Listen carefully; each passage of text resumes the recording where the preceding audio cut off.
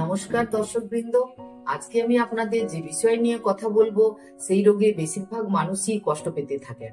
তো সেটা হচ্ছে কি না, কথাই আছে গোষ্ঠ বাবু কোষ্ঠে কাবু। কোষ্ঠবদ্ধতা নিবারণ। কোষ্ঠবদ্ধতায় মানুষ এতই কষ্ট পায় যেটা থেকে মুক্তি পাওয়ার জন্য ত্রাহি ত্রাহি রব করতে থাকে।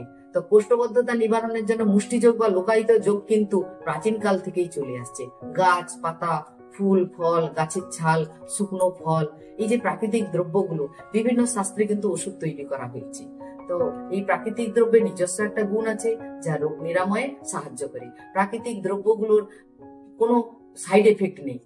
আর আপনি যে ওষুধ খাবেন, ওষুধের থেকেও কিন্তু ভালো কাজ করে প্রাকৃতিক দ্রব্যগুলো। তো দেখুন আজকে সেই প্রাকৃতিক দ্রব্যগুলো কি কি হতে পারে।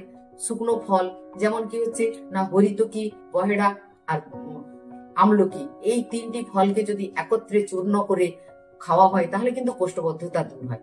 এই তিনটি ফলকে বলা হয় ত্রিফলা, সবাই জানেন। কিন্তু আর কি হচ্ছে না, এই ত্রিফলাকে যদি আপনি দুটি একটি করে নিয়ে থেতো করে রাত্রে ভিজিয়ে পরের দিন সকালবেলা আপনি জল পান করেন, তাতেও কিন্তু কোষ্ঠবদ্ধতা দূর হয়। তাই আয়ুর্বেদ শাস্ত্রে বলা হয়েছে যে এটা ত্রিদোষ নাশক।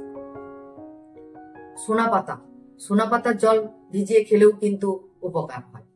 এরেন্ডার মূল দুধে সিদ্ধ করে পান করলে কোষ্ঠবদ্ধতা দূর হয়। তিসি কোষ্ঠবদ্ধতায় উপকারী। সিকিরতি জয়পাল বীজ কোষ্ঠবদ্ধতা সাফ করতে সাহায্য করে। মিষ্টি পাকা দেশি টোপা কুল চটকে তার যদি খোসা এবং বীজটা বের করে দেওয়া হয় এবং সামান্য পরিমাণ জলে মিশিয়ে কয়েকদিন খেলে কিন্তু কোষ্ঠবদ্ধতা দূর হয়। আর কি আছে, কিশমিশ নেবেন, দিয়ে সেই জলটাকে কি করতে হবে না, আধ কাপ করে নিতে হবে বা হাফ গ্লাস করে ওই কিশমিশের খোসাটাকেও কিন্তু বাইরে বের করে দিতে হবে এবং সেই জলটা সকাল এবং সন্ধ্যাবেলায় পান করবেন। যক্ষা, তুরিতকা, আর কি আছে না, পিপল চূর্ণ একত্রে ঘি এবং ঘিয়ের সঙ্গে মিশিয়ে সকাল এবং বিকেল বেলা খেলে কিন্তু আপনার কোষ্ঠবদ্ধতা নিবারণ হবে। মটরকে সিদ্ধ করে ভালো করে সিদ্ধ করতে হবে, যেটা গলা গলা টাইপের হবে।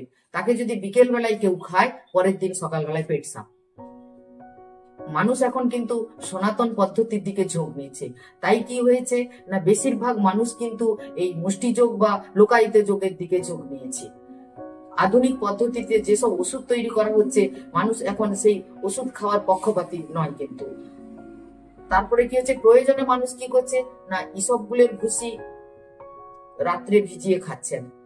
বেশিরভাগ শাকসবজি প্রচুর পরিমাণে খেতে হবে। ফলের মধ্যে কি আছে না, বেল আছে, পাকা কলা, পাকা পেঁপে, এসব খেলেও কিন্তু কোষ্ঠবদ্ধতা দূর হয়।